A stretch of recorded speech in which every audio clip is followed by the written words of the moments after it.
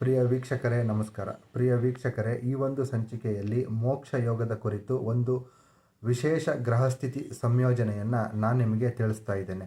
ಈ ಒಂದು ಮೋಕ್ಷ ಯೋಗ ಅಪ್ಲಿಕೇಬಲ್ ಆಗೋದು ಓನ್ಲಿ ಮಿಥುನ ಲಗ್ನದವರಿಗೆ ಮಾತ್ರ. ಆ ಮೋಕ್ಷ ಯೋಗದ ಪ್ಲಾನೆಟರಿ ಕಾಂಬಿನೇಷನ್ನು ಯಾವ ರೀತಿ ಬರುತ್ತೆ ಅಂತ ಹೇಳಿದರೆ, 10ನೇ ಮನೆಯು ಜಲತತ್ವ ರಾಶಿ ಮೀನವಾಗಿ, ಮೀನರಾಶಿಯಲ್ಲಿ ಬುಧ ಮತ್ತು ಕುಜ ಇವರಿಬ್ಬರು ಇದ್ದರೆ, ಆ ಮೀನರಾಶಿಗೆ ಅಧಿಪತಿಯಾದಂತಹ ಗುರು ಪಂಚಮದಲ್ಲಿ ಇದ್ದರೆ, ಕೇತು 12ನೆಯ ಭಾವದಲ್ಲಿದ್ದರೆ ಇಂತಹ ವ್ಯಕ್ತಿಗೆ ಖಂಡಿತವಾಗಿ ಮೋಕ್ಷ ಉಂಟಾಗುತ್ತದೆ. ಅನೇಕ ತೀರ್ಥಗಳಲ್ಲಿ ಸ್ನಾನ ಮಾಡ್ತಾನೆ. ಈ ಪ್ಲಾನೆಟರಿ ಕಾಂಬಿನೇಷನ್ನು ಓನ್ಲಿ ಮಿಥುನ ಲಗ್ನದವರಿಗೆ ಮಾತ್ರ ಅಪ್ಲಿಕೇಬಲ್ ಆಗೋದು. ಮಿಥುನ ಲಗ್ನದಲ್ಲಿ ಹುಟ್ಟಿರ್ತಕ್ಕಂಥ ವ್ಯಕ್ತಿಗಳಿಗೆ ಈ ರೀತಿ ಪ್ಲಾನೆಟರಿ ಕಾಂಬಿನೇಷನ್ ಇದ್ದರೆ ಖಂಡಿತವಾಗಿ ಅವರಿಗೆ ಮೋಕ್ಷ ದೊರೆಯುತ್ತೆ. ನಮಸ್ತೆ.